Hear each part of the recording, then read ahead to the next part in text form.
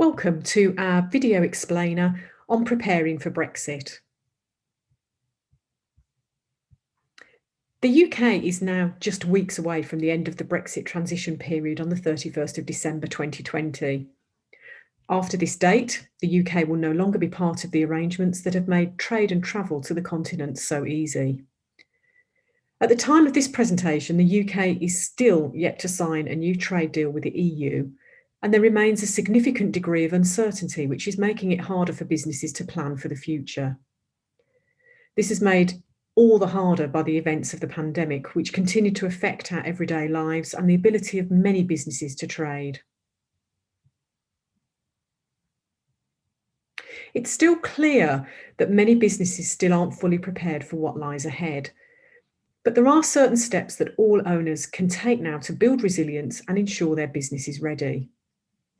So during this presentation, we hope to go over these steps and look at some of the implications that Brexit may have on your business, your staff, your suppliers, and your customers. We hope to cover a lot of ground during this presentation, but our team are also standing by to answer any questions you may have in the week and the months ahead.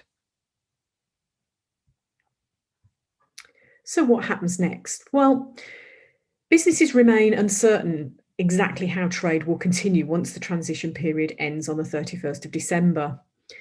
The UK government was said to be focusing on a Canada-style deal, but as negotiations become wrapped up in various issues, the Prime Minister Boris Johnson has also warned the UK to prepare for more of an Australian-style deal. Now, if you aren't an expert in international trade agreements, it may not be clear what the difference between the two deals mean in reality, especially when it comes to the introduction of costly new tariffs.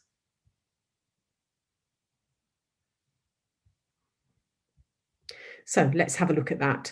Well, Canada has a trade agreement with the EU and has done since 2017, known as the Comprehensive Economic and Trade Agreement, or CETA, which gives Canada almost completely tariff-free trade in goods.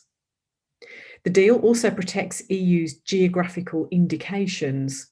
Now, this is where a product with a specific geographical origin is protected, and items that fall under that are things like camembert cheese or champagne. And this prohibits Canada from importing any goods using the same names from another country. Under CETA, Canada and the EU also cooperate on standards, ensuring that a product cleared under EU safety and security rules doesn't have to undergo further checks if imported into Canada. The main selling point of the deal are the increased quotes on exports, which allow a certain amount of product to be exported before tariffs are applied. However, it doesn't eliminate these charges altogether. So by way of an example, under CETA, the amount of tariff-free cheese that the EU can export to Canada increased from 18,500 tonnes to 31,972 tonnes every year. However, while 98% of products are tariff-free, import taxes do remain on some goods such as meat, eggs and poultry. Although these arrangements reduced regulatory trade barriers, Canada still faces more red tape and costs than EU countries do when trading with each other. So how does that compare to Australia? Well, despite all of the talk of an Australian-style deal, the reality is that the EU doesn't have a free trade agreement with Australia, although it is currently negotiating one. Should the UK trade with the EU using current Australian terms, businesses would not have the favourable access to the EU market they currently enjoy. Instead, they would face the EU's standard World Trade Organization, or WTO, tariffs when exporting to the continent, and EU businesses would face the UK standard WTO tariffs when exporting to the UK. This could mean that cars imported to the UK from the EU could be 10% more expensive, while the price of exported milk, cheese and some meat would increase by up to 30%. More importantly, the UK's key services market would lose any preferable access to EU markets under an Australia-style deal. In some ways, some commentators have pointed out, an Australian-style deal is very similar to a no-deal scenario. So the time to act is now, especially in relation to trade arrangements. So from the 1st of January 2021, the process for importing and exporting goods will change. Already there is speculation of long waits at borders and complications regarding the different types of licenses and customs declarations businesses need. Despite pledges to reduce red tape and bureaucracy as things currently stand, businesses that import and export will need to undertake new steps under the new arrangements. Businesses must begin to prepare for these steps now so that they can continue to trade with minimal disruption. And in its latest guidance, the government has laid out the principles for the core model, which relates to all goods imported and exported, regardless of which means of transport are used to move the goods. And the guidance covers the core processes of customs declarations, customs duty, import VAT, and safety and security declarations. Under each of these headings, it sets out the actions that businesses should take now, as they will be required to follow these rules regardless of the outcome of the ongoing trade negotiations. To help businesses adapt, HMRC will introduce the new border controls in the core model in 3 stages up to the 1st of July 2021. And to help prepare for these changes, businesses should apply for their EORI number, prepare to pay or account for VAT on imported goods, consider commercial arrangements and terms of trade, determine the customs value of goods, and considering how customs declarations to HMRC systems will be made and the use of a customs intermediary.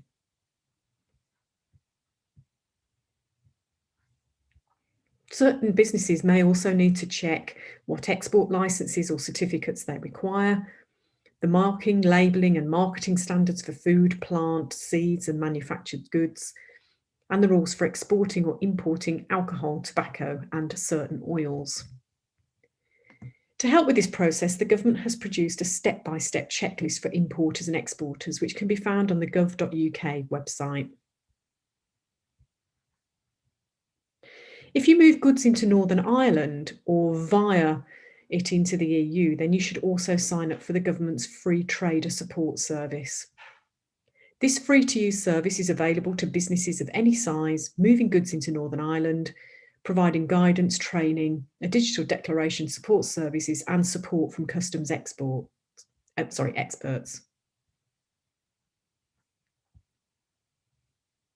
So what are the implications on VAT? Well, VAT at complex is the best of times, but the Brexit transition latest guidance makes the process of accounting for VAT on imports and exports to and from the EU even more difficult.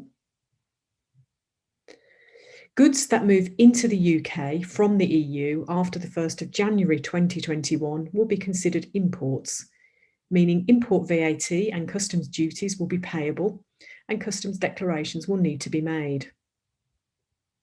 Import VAT will no longer be payable when goods enter the UK from the 1st of January, and businesses will instead account for VAT on goods imported using a postponed accounting system. This means that import VAT will be accounted for and paid via the usual VAT return, which will lead to an improved cash flow position for a lot of businesses. This applies to all goods imported by VAT registered importers to the UK, including those from the EU. In most cases, import VAT should be recoverable by businesses, but duty costs are irrecoverable.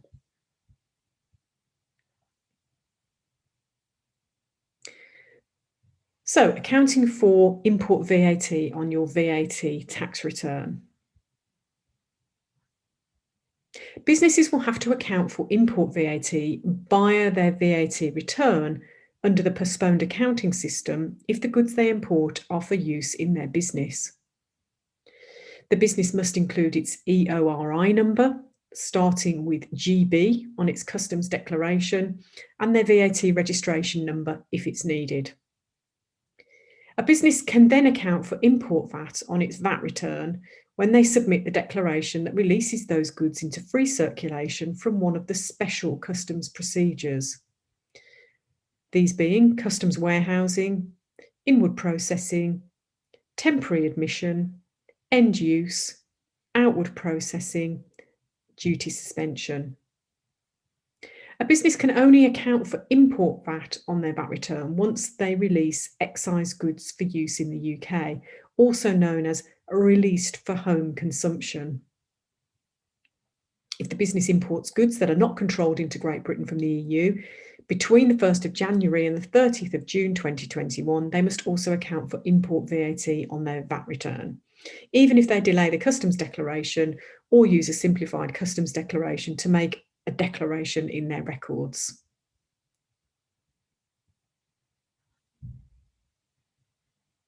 New rules for duty deferment will apply in Great Britain from the 1st of January 2021. These will allow businesses that import goods regularly to apply for a duty deferment account to delay paying most customs charges, including customs duty, excise duty, and import VAT. Through this account, a business can make a single payment each month via a direct debit instead of paying for each individual consignment separately. The scheme is open to importers or customs agents and freight handlers that work for importers and have an approved deferment guarantee or waiver in place. Regardless of the method of accounting for VAT on imported goods, checks to ensure that the data on the customs declaration is accurate will continue to be highly important for VAT purposes on all imports. This will be the primary means to ensure that the correct import VAT is accounted for and paid. Imported goods in a consignment not exceeding a value of £135, including specific excise goods and gifts, will not be subject to import VAT at the border. Low value consignment relief will be withdrawn and VAT will be charged on goods as if they were supplied in the UK and accounted to HMRC on the UK VAT return.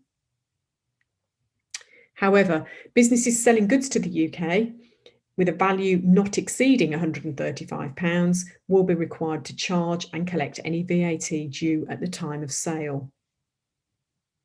For UK VAT registered businesses importing goods in a consignment not exceeding £135 in value that has not been charged VAT at the time of purchase, they can account for this VAT on their VAT return under the usual reverse charge method.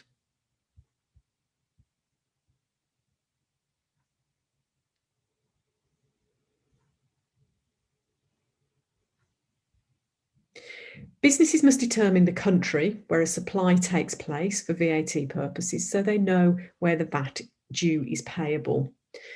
So let's have a look at the other VAT considerations. At the moment, the place of supply rules are applied almost identically across the EU member states, and it is expected that the UK will retain similar rights after the transition period ends to prevent disruption. However, a consequence of this is that businesses may continue to create VAT liabilities in other EU member states. This might mean that businesses in the UK will require multiple EU VAT registrations within each member state that they trade within. Now, further clarity on this is expected in future government guidance and may be affected by the outcome of the ongoing trade deal negotiations. Reclaiming VAT in the EU. Currently, UK firms incurring VAT in EU countries can claim VAT back subject to national rules via HMRC's dedicated refund portal. That arrangement will remain in place until the 31st of March 2021, after which time there is currently no provision in place to claim for VAT incurred in 2020 under the terms of the withdrawal agreement. Post-Brexit, there should be minimal impact on the supply of services. Business-to-business services are generally treated as though they are supplied where the customer belongs, and that customer must account for the local VAT. So this will mean that for UK service suppliers, they will continue to not charge UK VAT. For business-to-consumer supplies, UK VAT generally applies, and this is likely to remain unchanged. When receiving services, it is expected that UK businesses will still have to apply a reverse charge to the receipt of services from non-UK suppliers. This would ensure that there is no competitive advantage from sourcing services via non-UK suppliers. So let's move on to how this affects recruitment and retaining talent. The end of the transition period also signifies the end of the free movement agreement between the EU and the UK. So this may mean that the steps need to be taken to retain existing talent or recruit new talent where an employee is an EU citizen.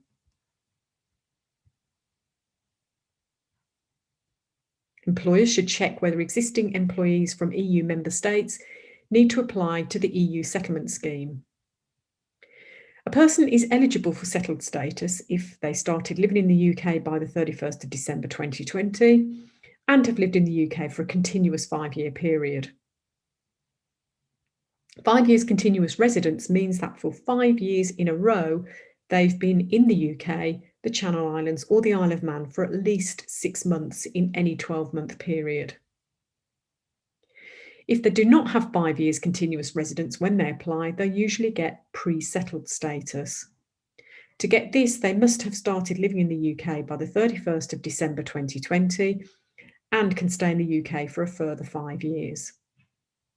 They can then apply to change this to settled status once they have 5 years continuous residence. Some EU citizens may be able to stay in the UK without applying, for example, Irish citizens or those with indefinite leave to remain.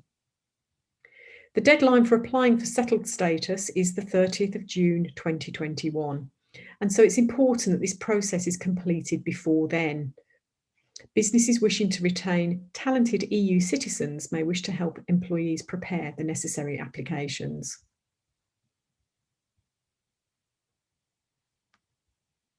After the transition period, you can still recruit EU citizens, but you will need to apply for permission and the correct visas. In order to recruit workers from outside of the UK in the skilled worker category, you will need to demonstrate that they speak English at the required level, they have a job offer from a Home Office licensed sponsor, the job offer is at the required skill level of RQF3 or above, equivalent to an A level, and they'll be paid at least £25,600 or the going rate for the job offer, whichever is higher. If the job pays less than that £25,600, but no less than £20,480, the applicant may still be able to apply for permission by trading points on specific characteristics against their salary. So, for example, if the worker has a qualification in a relevant job or has a job offer in the shortage occupation, they are also different salary rules for workers in health or education jobs and new entrants who are starting their careers. The new system will not apply to EEA or Swiss citizens already employed in the UK, as they can use the EU settlement scheme. To become a Home Office licensed sponsor, you must apply online and do the following. Firstly, check that your business is eligible. Choose the type of license you wish to apply for, which will depend on what type of work you want to sponsor. Decide who will manage the sponsorship within the business and, of course, pay a fee. You will also be given a license rating and be able to issue certificates of sponsorship if you have jobs that are suitable for sponsorship. This will remain valid for 4 years as long as you check that your foreign workers have the necessary skills, qualifications, or professional accreditations to do their job, and keep copies of documents showing this. Only assign certificates of sponsorship to workers when the job is suitable for sponsorship, and tell UK Visa and Immigration, UKVI, if your sponsored workers are not complying with the conditions of their visa. The rules are not straightforward, and I would highly recommend that you seek professional advice in this respect.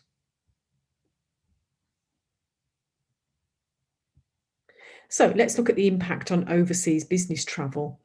Well, from the 1st of January 2021, there will be new rules to travel to the EU, Switzerland, Norway, Iceland, or Liechtenstein.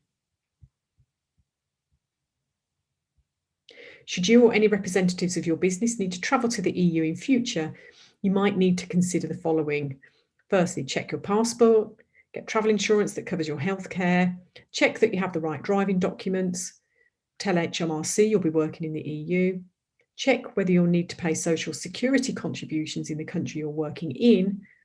Check whether you need indemnity insurance for your employees, and check that you've got the right documentation to take goods to the EU. It's important that you conduct a review of your entire organisation to assess the impact on employee travel post-Brexit and how it may impact your ability to operate and grow your business.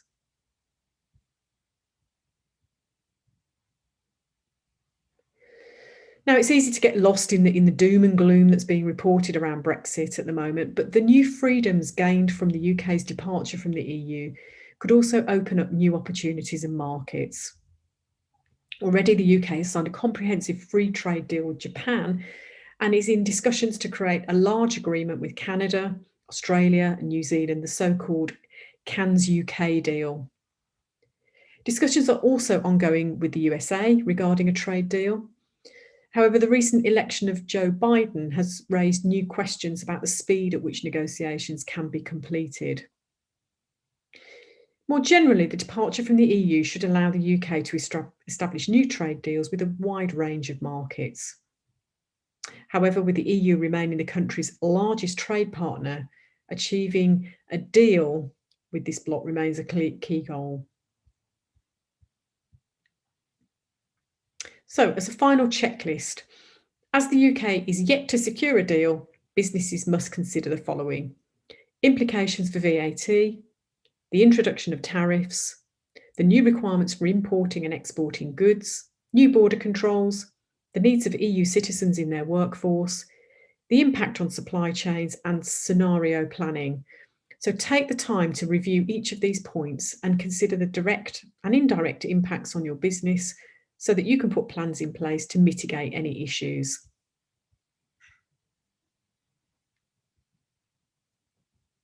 UK businesses certainly face an uncertain period, full of variables that could affect their income and ability to trade. We're already supporting a number of businesses with their preparations for Brexit and are standing by to support you should you have any queries or need any form of support. If you'd like to know more about the impact Brexit may have on your business and how we can help, why not arrange a consultation with our team to find out how we can assist you? Our contact details follow.